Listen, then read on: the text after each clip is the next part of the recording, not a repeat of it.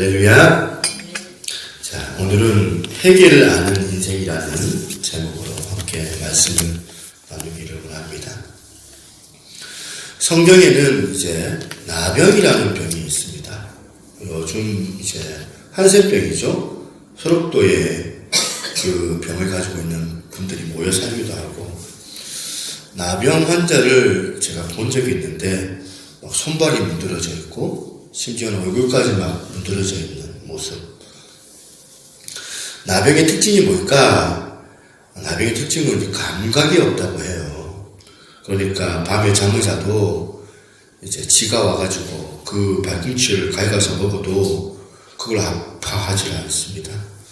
또 심지어 길을 가다 넘어져서 뼈가 부러졌는데도 아프잖아요. 그런데 아프지가 않아요. 왜 그럴까? 몸에 병이 와가지고 감각을 잃어버렸기 때문에. 나병을 가지고 있는 사람들은 그래서 온몸이 상하지를 못한다고 합니다. 감각이 없는 것이 이렇게 무서운 것이죠. 조금만 내가 감각이 있으면은 주변의 그 상황과 그 위험에서 자기를 보호해야 되는데, 이 감각이 없으니까 이 보호 자체가 안 되는 거예요. 그래서 오늘 저와 여러분들이 감각 없는 자가 되지 말고 이 땅을 살아갈 때 감각 있는 자가 되어야 하는 거예요.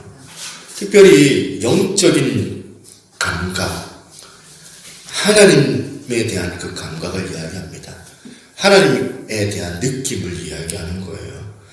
우리가 예배를 드릴 때도 이게 와닿아야 되잖아요. 하나님의 그 임재를 우리가 느끼는 그 느낌이 있어야 되거든요. 삶 속에서 우리가 살아갈 때도 야, 하나님께서 나와 함께 하신다. 진짜 여기 계시는구나. 이런 느낌이 있어야 되거든요.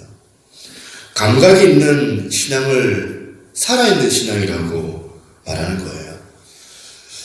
오늘 우리 영혼에 이 감각 없는 이거 굳은 마음이죠. 굳은 마음이 부드러운 마음이 되었으면 좋겠습니다. 여러분들 목욕탕 가가지고 각질 벗긴다고 벗기다 보면은 이제 연하고 부드러운 그런 어떤 살이 나오잖아요. 그런 것처럼 우리가 말씀을 들을 때에 우리 안에 있는 이 각질이 벗겨져 가지고 하나님의 그 말씀을 들을 수 있는 그 부드러운 마음이 여러분들 가운데 다시 회복되기를 소망합니다. 이 영적인 감각이 회복되어야 되거든요. 예수님께서 한탄하셨어요. 이 시대 사람들은 피를 불어도 춤추지 않고, 애곡을 해도 장례식장에서 애곡을 해도 울지를 않는다. 이 말이요, 그 시대뿐만이 아니라 오늘날은 더한 거죠. 사람들이 구원의 복음, 놀랍고도 즐거운 이 소식을 들어도 춤추고 그리고 즐거워하지는 않습니다. 또 죄를 인하여 해결 메시지를 들어도 그것 때문에 애통하거나 슬퍼할 줄은 모릅니다. 감각이 없는 거죠. 반응이 없습니다. 살아가는데 정신이 없어져가지고 살다 보니까 이런 영적인 부분에서 무감각해졌고, 그리고 영적인 의미는 상실되어진 무의미한 삶을 살아가고 있습니다. 더 나아가서는 더 완고해지고 완악해져가지고 오히려 복음을 싫어하고 미워하고 성도들을 미워합니다. 세상 사람들의 상태가 이런 것이죠. 영적으로 화인을 맞아가지고 무감각합니다. 눈이 있어도 보지를 못하고, 귀가 있어도 듣지를 못하고, 살아있다고 말하지만 죽은 자가 같고, 이런 사람들이 바로 오늘날 현대를 살아가는 모든 세상 사람들이 아닌가 생각을 해요. 요한계시록 9장에 4가지 재앙을 지난 시간에 우리가 나눴습니다. 이 4가지 재앙이 뭐였냐면 결국에는 자연적인 파괴를 말하는 거예요. 하나님께서 이 자연재해로 통하여서 우리들에게 점점점 이 각박한 환경을 우리 가운데 주시는데, 이것보다 더 두렵고 무서운 재앙이 그 다음 재앙이 나오는 거예요. 8장 13절에 이 말씀이 나오잖아요. 내가 또 보고 들으니 공중에 날아가는 독소리가 큰 소리로 이르되 땅에 사는 자들에게 화가 있으리니 이는 새 천사들이 불어야 할 나팔 소리가 남아 있음이로다 하더라. 그런데 여러분, 이 요한계시록이요, 성도들에게 그냥 막연한 두려움, 그런 종말에 대한 어떤 무서움을 기록하기 위한 책이 아니다는 사실 우리가 계속 말씀드렸잖아요. 오히려 구원받은 저와 여러분들에게는 이 요한계시록 동화에 큰 위로가 되고 오히려 사명이 우리 가운데 주어져서 하나님의 사랑을 믿지 않는 저들 가운데 전하는 것, 이런 확신을 가지고 우리가 이 책을 봐야 하는 겁니다. 5번째 나팔 재앙이 나오는데 이거는 황충 재앙을 말하고 있습니다. 앞에 4가지 재앙은 자연재해, 곧 땅이나 바다나 강, 이런 대기의 환경의 파괴를 예고하고 있다면 이 5번째 재앙부터는 죄로 말미암아 죄가 많은 인간 사회 속에 나타나는 이제 엄청난 사단의 공격을 받고 있는 이 사람들의 모습을 영적으로 지금 보여주고 있는 거예요. 이 종말의 시대 가운데 그렇다면 우리가 어떤 생활을 해야 될까? 그 첫 번째가 뭐냐면 먼저 이 영적인 무감각한 이 시대 가운데 우리는 깨어 있어야 된다는 사실이에요. 오늘 본문에 이 무적행의 연기들이 지금 올라옵니다. 2절을 보니까 그가 무적행을 여니 그 구멍에서 큰 하덕의 연기 같은 연기가 올라오며 해와 공기가 그 구멍의 연기로 말미암아 어두워지며, 먼저 지금 표현이 뭐냐면 어두워졌다라는 표현입니다. 무적경에 어두운 연기가 올라와서 온 지면을, 온 세상을 어둡게 한다는 거예요. 9장 1절에 보니까 5째 천사가 나팔을 불매 내가 보매 하늘에서 땅에 떨어진 별 하나가 있는데 저가 무적행의 열쇠를 받았더라. 이 별이 뭘까? 이 별을 우리가 문자적으로 해석하면 안 돼요. 별 그대로. 이거는 요한계시록이 거의 상징적 해석을 하기 때문에 이 별도 상징적으로 우리가 풀어내야 되거든요.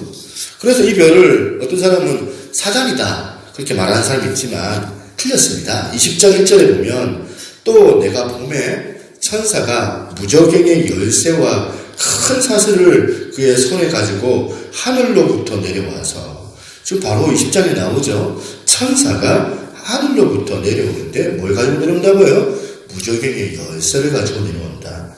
그러니까 여기서 말하는 9장 1절에 말하는 이 별은 하나님의 천사, 하나님께서 보내신 천사를 얘기하는 거예요. 다시 말하자면 하나님께서 이 재앙을 허락하셨다. 하나님께서 보내신 천사가 내려와서 이 무적행의 열쇠를 열었다고 말합니다. 그렇다면 무적행은 뭐냐? 무적행은 이 한자말이잖아요. 끝이 보이지 않는 깊은 구덩이. 이 보면 깊은 어떤 구덩이를 얘기하는 건데, 누가복음 8장 30절부터 33절에 예수님께서 이렇게 말씀하십니다. 예수께서 네 이름이 무엇이냐 물은즉 이르되 군대라니 이는 많은 귀신이 들렸습니다. 무적행으로 들어가라 하지 마시기를 간구하더니, 무적행이 뭐냐면 지금 사단과 그 세력에 갇혀있는 감옥을 얘기하는 거예요. 예수님께서 무적행에 들어가라고 이 군대 귀신에게 일을 명하니까 이 귀신들이 무적행에 들어가기를 두려워합니다. 마귀 이 귀신들을 가두는 감옥을 무적행이라 하는 거예요. 그렇다면 지옥과는 좀 의미가 좀 다른 거예요. 당시 로마의 이 군대는 한 사단이 있었다고 합니다. 한 사단, 6,000명 정도 돼요. 이 군대가. 이 군대라는 의미가 6,000명 정도 되는 한 사단을 의미하는 거거든요. 상당히 많은 숫자의 이 귀신들이 무덤가에 있는 그 한 사람에게 지금 붙어 있었다는 거예요. 엄청난 수가 그 사람을 정복하고 제압하고 있었다는 거잖아요. 그렇다면 첫 번째 그림을 우리가 다시 한번 보는 거예요. 무적행에 나온 큰 화덕의 이 어둠의 연기가 해와 공기를 다 지면에 있는 것들을 어둡게 했다가 기록되고 있습니다.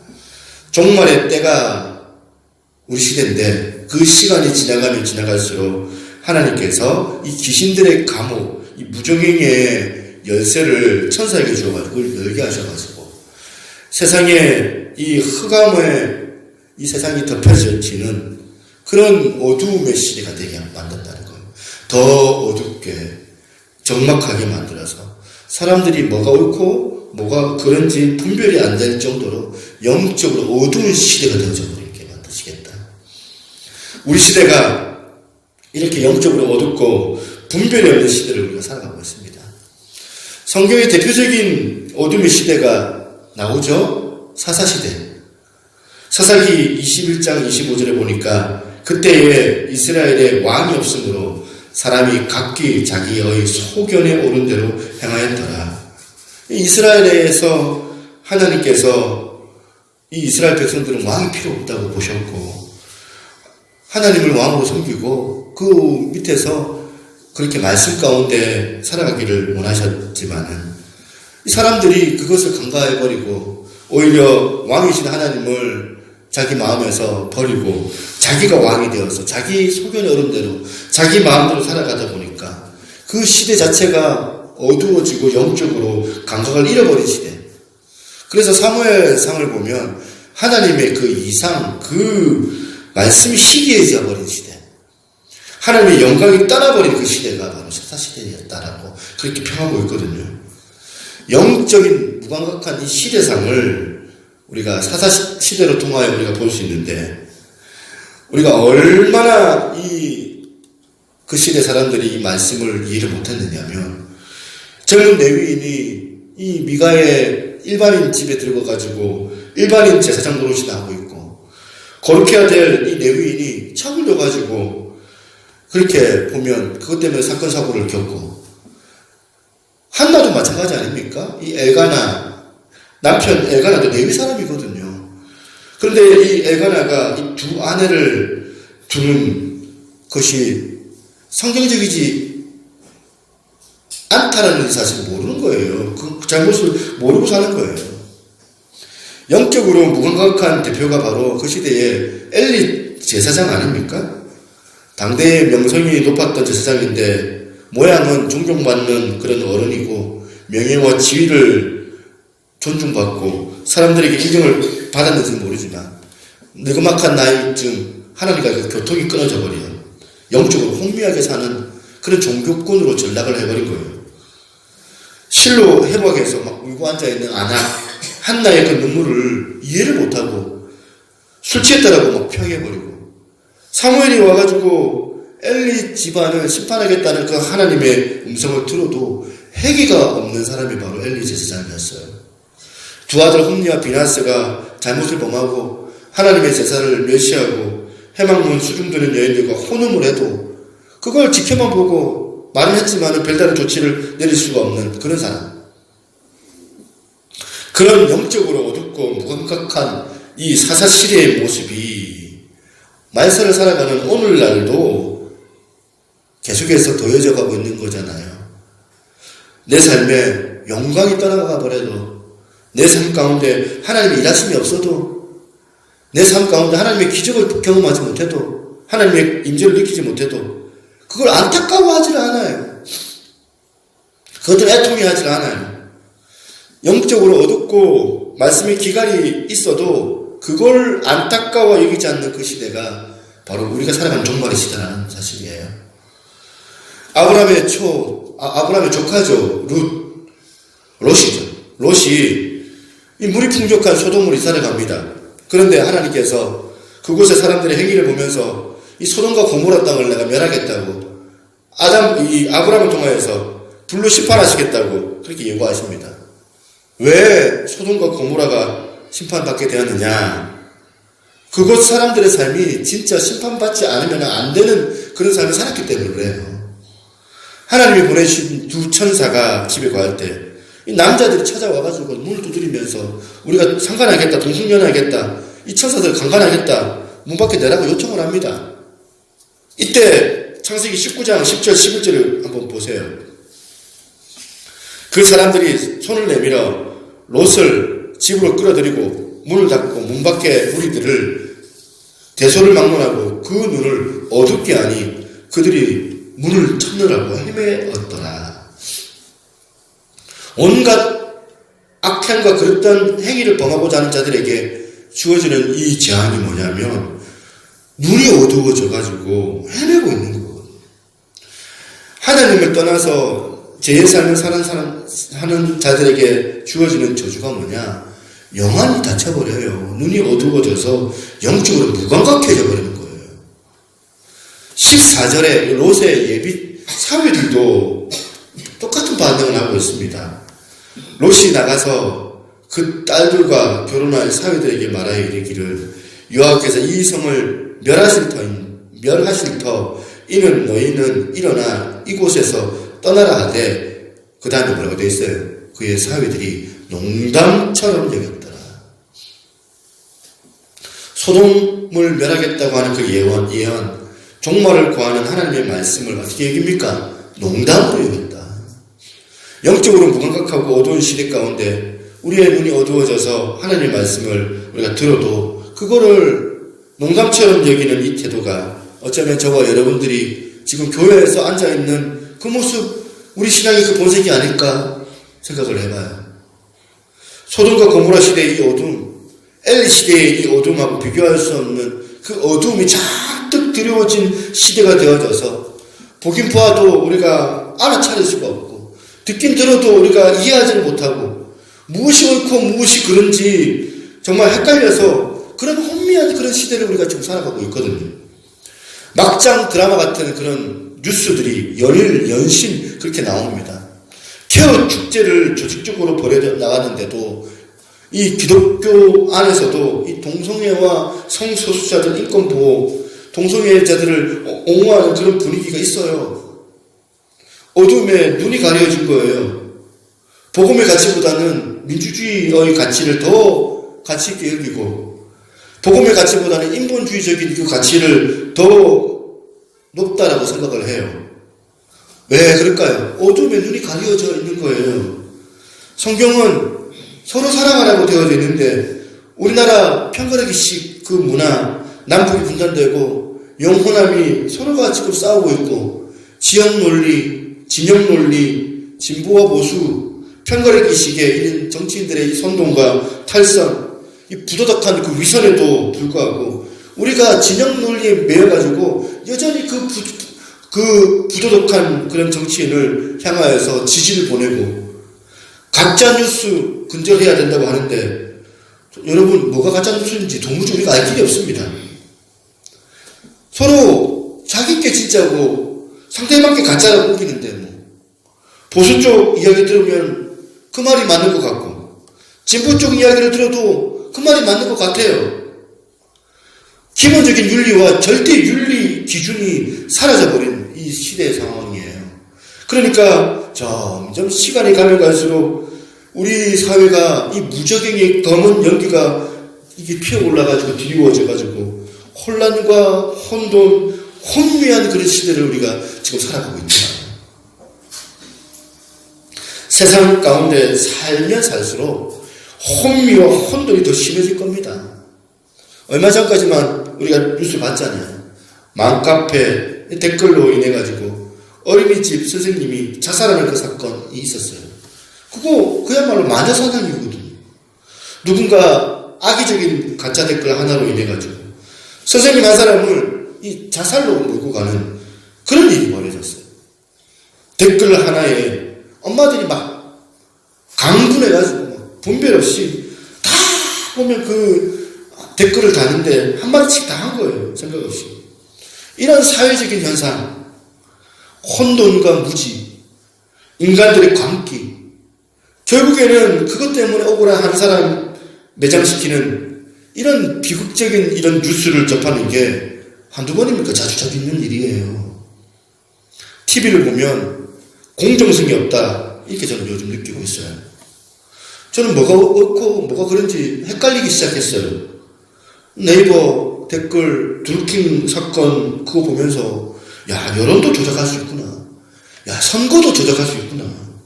뉴스도 조작할 수 있구나.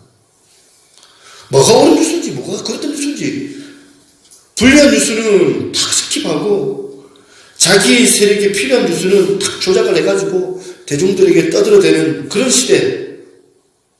드라마, 영화, 어지간해서는 이제는 충격도 안 받으니까 더 충격적인 어떤 것들을 이제 불륜, 미화를 시키고 비도덕적이고 반윤리적인 그런 내용을 막 보면 드라마화하고 지정, 불륜, 폭력, 혼음 이런 방탕한 삶을 미화시키는 이 막장 드라마, 과학적이며 이 선열이 낭자한 그런 영화들이 나와야 합니다. 그래서 사람들이 자극을 받으니까. 거짓과 위선을 가지고 있는 이 정치인들을 보면서도 자기들의 이익을 위하여서 공익을 훼손시키는 이런 일들을 저는 너무너무 자주 보고 있어요. 이 혼돈스러운 이 시대, 이 혼미한 이 세상 가치들이 세상에만 있는 게 아니라 교회 안에 그대로 들어와가지고 성도들이 호적거리는 이 형국을 우리가 바라보고 있잖아요. 저 이걸 생각을 해보면서 머리가 아프더라고요. 여러분은 이 얘기 들으면서 머리가 안 아프세요? 나는 머리가 아파 죽겠는데. 네? 네, 공감을 좀 해야 되는데, 그죠? 머리가 아파야 돼요. 머리가 아파요. 이런 시대를 우리가 살아가요, 사실. 영적으로. 어두운 시대. 이 무적에게 이 적막한 어둠이 드리워진 이 시대 가운데 우리는 어떻게 해야 돼요?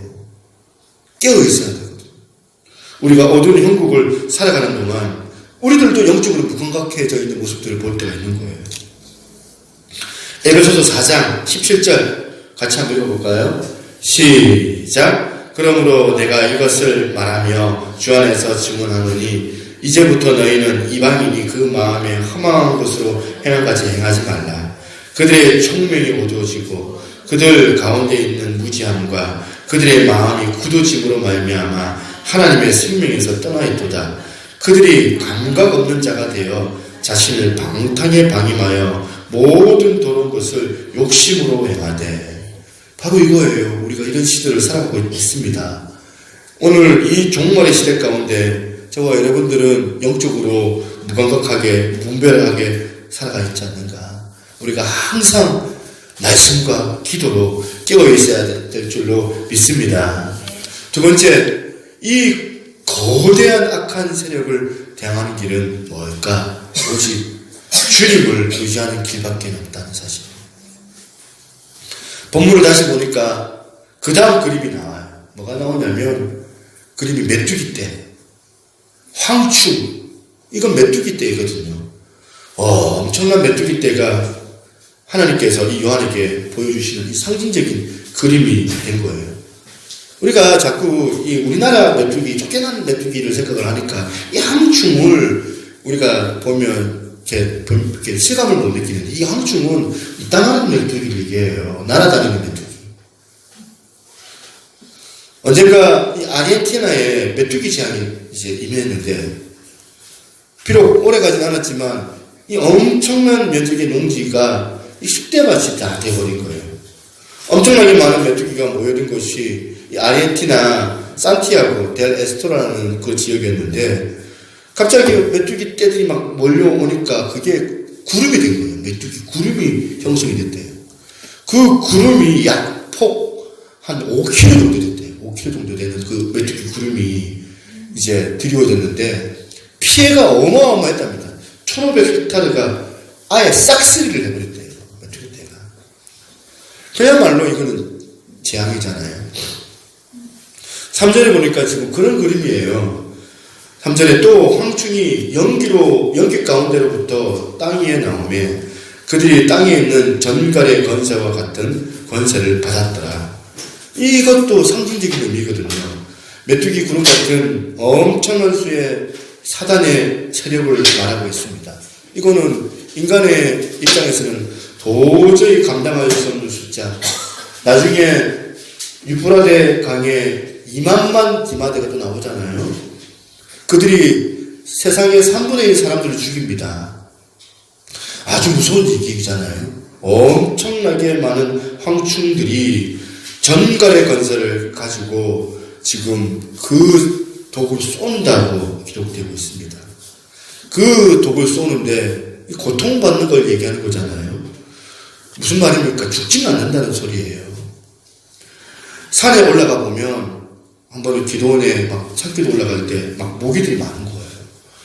저는 안 오는데 이 모기들이 이 몰려있는 곳에 우리 사모님이 가면 아주 맛있게 이렇게 보면 포식을 하는 걸 제가 봤어요. 온통 막 다리에 막 보면 물려가지고 막 모기에게 수유를 해줘가지고 막 집에 들어오면 퉁퉁 막 부어가지고 다리가 퉁퉁 부어가지고 막 물파수 막 바르고 뭐 그런 간지러운 고통을 지금 당하고 있더라고요. 예, 세상을 살다 보면 이런 거예요. 구름 같은 이 메뚜기 떼들, 수많은 마귀들이 이 고통에 독을 쏘는 거예요. 독을 쏘는데 우리 인간들이 예외가 없어요. 이런 고통 저런 고통 당하는데 모든 사람들이 이 쏘는 독 같은 고통의 문제에서 우리가 벗어나지를 못해요. 4절에 보니까 그들에게 이르되 땅에 풀이나 푸른 것이나 각종 수목은 해하지 말고 오직 이마에 하나님의 인침을 받지 아니한 사람들만 해하라 하시더라. 여기서 하나님의 인침을 받지 아니한 사람들은 뭡니까? 진짜 이마에 인을 받는 것이 아니라 그것도 영적인 의미잖아요. 즉 다시 말해서 오늘 저와 여러분들이 이미 예수 그리스도의 그 보배로운 그 피로 말미암아 제사함을 받은 자들, 인을 받은 하나님의 백성들입니다. 그런데 여기 아직 예수 그리스도의 보혈의 피로 구원받지 않는, 구원받을 확신이 없는 분이 있다면 오늘 말씀 가운데 우리를 사랑하시는 하나님의 그 보호하심과 그 인도하심을 깨닫고 어린 양 예수 그리스도의 피로 구원받는 그 확신을 가지시기를 소망합니다. 오늘 5절에 보니까 그러나 사람들을 죽이지는 못하게 하시고 5달 동안 괴롭게만 하시는데 그 괴롭게 함은 전갈이 사람이 쏠 때의 괴롭게 함과 같더라. 메뚜기 떼 같은 이 사탄, 이 마귀가 이 모든 사람들을 공격을 하는데 마치 전갈이 사람을 쏠 때의 괴롭게 함과 같다라고 기록하고 있습니다. 이걸 고통이라고 얘기를 하지요. 인간의 고통의 문제. 여러분, 고통은 어디서 올까? 이 사람들이 많이 이제 보면 가지고 있었던 이 테마 아니었습니까? 이 물음에 답하기 위해서 석고머리는 6년 동안 보리수 나무 밑에 들어가가지고 인간의 그 성노병사를 알기 위해서 그렇게 고행하다가 수행하다가 깨달은 게 뭐냐면 집착이다. 집착에서 벗어나 해탈하면 무의 상태가 오는데 그것을 통하여 고통에서 벗어날 수 있다. 여러분 과연 그게 고통에서 벗어나는 길일까요? 또 공자는요, 나라에 충성하고 부모에게 효도하면 인간의 모든 문제가 해결된다. 소크라테스는 너 자신을 알라 말하면서 인간 연구를 말했지만 사실은요, 철학자나 모든 종교 이 고통의 문제에 대한 정답을 찾아내지를 못했습니다. 나폴레옹 같은 경우는 불가능은 없다. 우리가 슬로건 막 걸고 막 탁 보면 공부하는 친구들 탁 보면 탁 불가능 없다고 탁 보면 이제 붙이는데 이 나폴레옹 같은 경우에는 센터 헤르나 섬에서 기항살이를 하다가 섬 넘어 불어오는 바람소리 보면서 뭐라고 얘기했냐면 저거는 사람들의 한숨 소리고 수많은 바닷물을 보면서 저거는 인간들이 흘리는 눈물이다. 한탄하면서 그렇게 죽었어요. 고통당하다가 죽은 거예요. 하지만 성경은 말합니다. 이 인간의 고통은 하나님과의 관계에서 이탈되어져 버렸기 때문에 인간의 범죄로 인하여 당하는 것이다 라고 얘기를 하는 거예요. 믿는 우리들도 이런 어두운 시대 가운데 함께 예외 없이 고통을 당할 수도 있는데요. 그런데 주님께서 이 마귀가 사람들을 괴롭게 할 때 죽이지 말라. 어떻게 하랍니까? 5달 동안 괴롭게만 해라. 잠깐을 얘기하는 거예요. 우리가 세상 중에 당하는 이 고통은 영원한 고통이 아니라 잠시 당하는 그 고통을 우리가 말하는 거예요. 여기에 하나님의 사랑이 있습니다. 왜 그냥 힘든데 그냥 데리고 가시지, 죽이시지, 살려주시고 왜 고통을 당하게 하실까? 하나님의 사랑이 있기 때문에 그런 거예요. 사람들이 회개하여 돌아오기를 원하시기 때문에 그런 거예요. 그 영혼이 구원받을 수 있는 기회를 주시기 위해서 고통 주시는 거예요. 6절에 그날에는 사람들이 죽기를 구하여도 죽지 못하고 죽고 싶으나 죽음이 그들을 피하리로다. 너무 괴로우니까 어떤 사람들은 이런 고통을 당하느니 차라리 내가 빨리 죽었으면 좋겠습니다. 빨리 그렇게 생각하는 사람이 있습니다. 왜 그럴까요? 너무 고통스럽고 삶이 너무 고통스러우니까. 사실 매 순간 죽고 싶은 심정으로 사는 것이 그것이 얼마나 고통스러운 삶입니까? 그런데 삶이 너무 고통스러워서 차라리 죽겠다고 생각하고 그 생각은 잘못된 생각. 왜? 죽으면 자는 것처럼 끝나면 좋겠는데 죽음 이후에 그렇지가 않습니다. 죽고 난 다음에 그 다음 내세를 모르기 때문에 우리가 막 그렇게 말하는 거죠. 지금 고통보다 훨씬 더 비교할 수 없는 고통이 우리 가운데 있다는 사실을 우리가 모르기 때문에 아직 우리 삶이 우리 가운데 유익한 거예요. 아직도 우리의 삶이 가치가 있는 거예요. 우리 삶이 고통스럽지만 아직 죽지 않게 하시는 것은 왜 그러냐면 하나님께서 우리에게 기회를 주시기 때문에 그 고통을 우리가 더 고통받게 하시기 위해서 하나님께서 우리에게 살려주시는 것이 아니라 기회를 주시고자 끝내지 아니하시는 건 줄로 믿습니다. 고통 속에 이런 하나님의 선한 의도가 있습니다. 그래서 오늘 이 고통의 시대를 사는 우리는 어떻게 살아가야 할까? 내 힘 갖고는 안 된다는 사실이에요. 전심으로 우리가 하나님을 기대하고 의지해야 된다는 거예요. 오늘 여러분들의 삶에 여러분들이 감당할 수 없는 그런 장애물들, 그런 어떤 막연하고 무거운 그런 환경들이 처해져 있을지도 모릅니다. 오늘 여러분들 그러면 그럴수록 더 성령님 의지하시기를 바랍니다. 성령님의 기대하심을, 성령님의 그 기름 부으심을 여러분 기대하십시오. 하나님이 주시는 그 희락과 안식이 우리가 드리는 이 참된 예배 가운데 있는 줄로 믿습니다. 괴로움과 고통이 떠나가고 근심과 염려가 주님 안에 거할 때에 해결될 줄로 믿습니다. 그래서 우리가 더 참되게 주님을 사모하는 거예요. 참되게 주님을 의지하는 거예요. 어지럽고 고통당하는 이 세상 가운데 우리의 피난처는 하나님밖에 없다. 시편 23편 4절 내가 사망의 음침한 골짜기를 다닐지라도 해를 두려워하지 않을 것은 주께서 나와 함께 하심이라 주의 지팡이와 막대기가 나를 안위하시나이다. 이 다윗의 고백이요. 오늘 예배드리는 여러분들의 입술의 고백이 되기를 소망합니다. 마지막 세 번째, 우리가 해기가 있는 그런 인생을 살아야 한다는 거예요. 그 다음 소개되는 여섯 번째 재앙이 나와요. 이거는요, 앞에 있는 것보다 더 무섭습니다. 네 천사의 기마대가 사람의 3분의 1을 죽이는 재앙. 이 유브라데스 강 매여있던 이 네 천사가 풀려나가지고 2억 2만만이니까 2억이에요. 2억의 기마대를 이끌고 이 사람들의 3분의 1을 죽인다고 얘기를 하고 있습니다. 여기서 2억은요 실제 수가 아니라 상징을 말하는 거예요. 그만큼 많다. 어마어마하다. 분명한 것은 믿기지 않을 정도로 많은 사람들이 죽게 된다는 사실이에요. 우리는 이미 이 재앙이 얼마든지 현실이 될 수 있는 그런 시대를 살아가고 있거든요. 이 땅에 핵전쟁 한 번만 일어나면 그렇게 될 수 있거든요. 이런 끔찍한 재앙에서도 사람들이 회개하고 돌이키고 그렇게 돌아오기를 애타고 기다리시는 하나님의 그 마음이 여기에 드러나고 있는 거예요. 그런데 아직도 사람들은 다 죽지 않습니다. 하나님께 다 죽이지 않습니다. 요한계시록 6장에 7인에서 사람의 4분의 1을 죽게 하셨다면 이 7나팔 재앙을 통하여서 사람의 3분의 1을 죽게 하신다고 합니다. 하나님께서 왜 이렇게 하시는 걸까? 마지막 한 사람이라도 회개하고 돌아오기를 원하시기 때문에. 하나님은 사랑의 하나님이신데 어떻게 이렇게 심판하실 수 있을까? 그런데 회개할 가능성이 0.0001%라도 있다면 하나님이 심판하지 아니하시고 기다리신다는 하나님이신 줄로 믿습니다. 그런데 더 이상 회개할 가능성이 없게 될 때 심판하게 되는 거예요.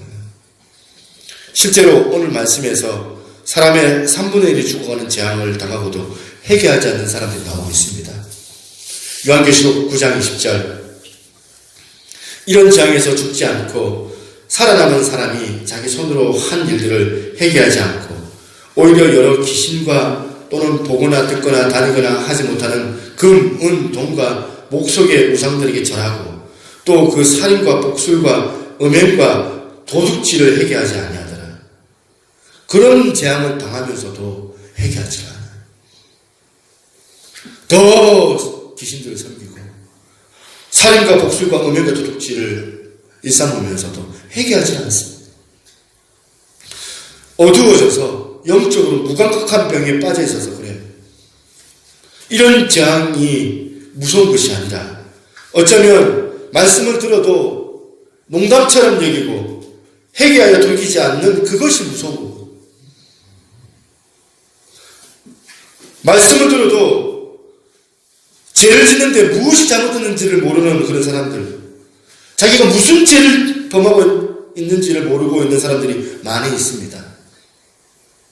하나님께 죄를 범하고 아니면 가족들에게, 형제, 자녀들에게 사소한 말 한마디로 누군가에게 상처를 주고 좁은 마음으로 남편을 대하고 좁은 식견으로 아내를 판단하고 자녀들에게 자기 생각으로 막말을 하고, 그러면서도 뭐가 잘못됐는지 뭘 잘못하고 있는지를 모르는 그런 영적 무감각한 상태에 살아가고 있지는 않습니다.